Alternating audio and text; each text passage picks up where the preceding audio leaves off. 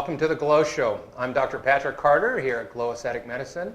Today we're going to be talking about acne and all the different causes of it, treatment options, and some of the complications, and even some of the treatment options with those.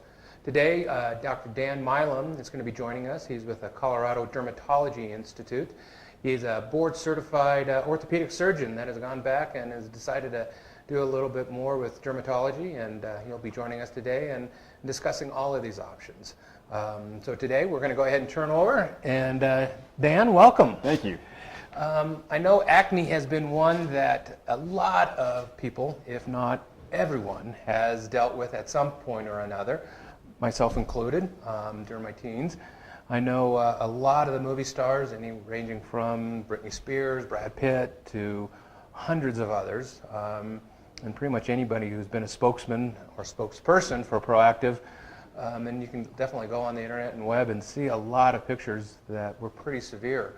What is your experience in age categories and ranges that you've seen in your practice? We tend to see a few different age categories that come into play. The younger adolescent group that's going through a lot of hormonal changes, as well as women in their mid-20s tend to have another cycle or flare. And occasionally you get an older population that's had a relatively benign earlier life, and in their 40s they start popping up with a little bit of acne. But the vast majority tends to be the younger adolescent group, as well as women in the mid-20s. It's pretty much what I've seen in my practice as well, which is interesting. And obviously the teenage years, I think all of us can relate to. I think all of us at one point, and I don't think anybody went through the teen years completely unscathed by it. And then I know I've seen as well in the 20s. I talked briefly about some of the ones, because I've had some of the patients will come to me, maybe in their 40s, 50s, that they say they've never had a pimple, then all of a sudden, age 45, 50, they start having a breakout throughout their whole face. What do you see sort of as the causes? And we're going to start with maybe the older group, and we'll go back down in the younger group. It's really a little challenging in the older group. It's very hard to find the exact culprit. Sometimes there's been a change in diet or lifestyle activity level. Occasionally they will change soap products or different types of facial things that they're using, or creams that they're applying, and sometimes there's even a mild allergy that develops to those, and that can be related. But a large percentage of the time we don't really have a definitive grouping that we can lump everybody into. Good point. So I guess then within some of the treatment options, or I should say when we were talking about the causes of it, obviously you had mentioned sort of the hormonal. Is that just for women, or is that for men as well? No, it's for men as well. That tends to be exhibited at a slightly younger age in our male patients. That tends to be more the 13 to 18 or 20 year old range. And a lot of times in our female patients, there's an element of that happens in teenage years, but there's another surge that happens in the mid to late 20s that we tend to see again. Sometimes it's associated with pregnancy and that general timeline, and other times it's just a natural hormonal process. Interesting, interesting. I guess, as I understand, my studying on it is obviously the natural process, a lot of it being related to testosterone, yes, if I'm not mistaken. And I know, obviously, in adolescent males, the surge of that specific hormone will, I understand, cause a lot of the glands to swell, increased production of the sebum.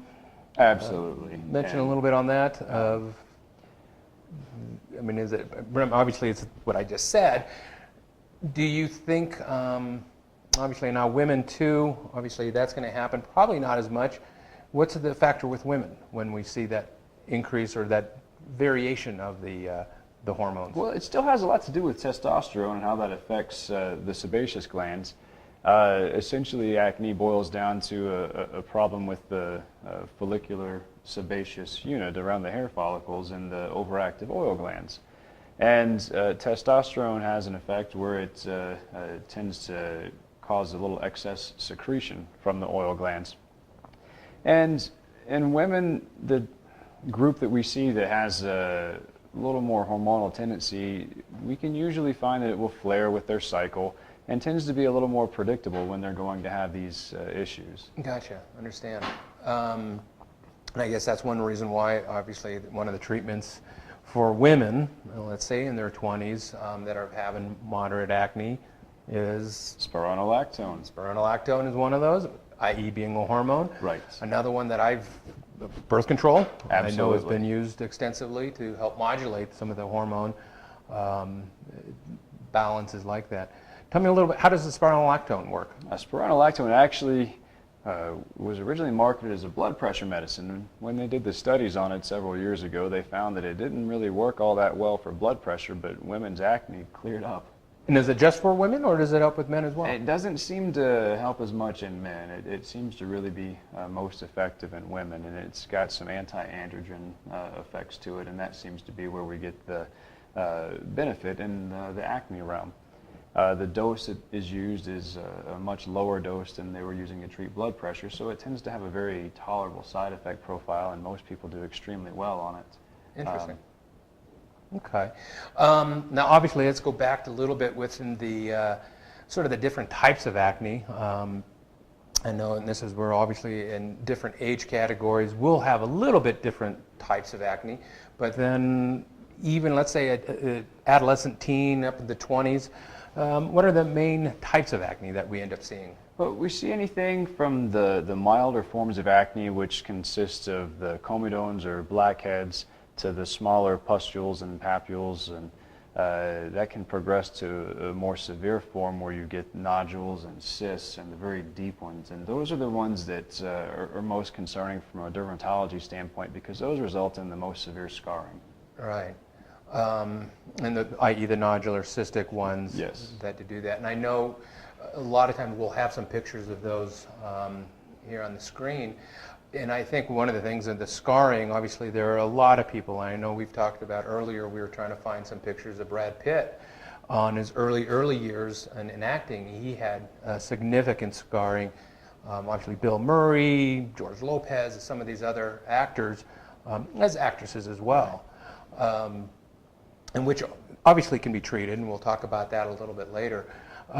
Within the different types of acne, what are the sort of the different initial treatments, I guess, sort of starting low and going up to the bigger guns? Well, that's a great question, and our general approach when a patient comes in with acne is to sort of classify the type it is and to determine the amount of scarring or the potential for scarring that exists. In the dermatology office, we certainly realize that there's a cosmetic concern from acne, but the biggest goal that we have is to prevent and reduce any type of permanent disfiguring like scarring and the hyperpigmentation that ensues. So when a patient comes in, generally we'll look at face, forehead, chest, and back, and we're looking, are there comedones, blackheads, are there papules, pustules, or do they tend to have the more nodular and cystic types? How much scarring is present? How much pigment changes, or we call post-inflammatory hyperpigmentation, is present. And depending on that series of findings is sort of where we begin our treatment. And it can start off something as simple as topical creams.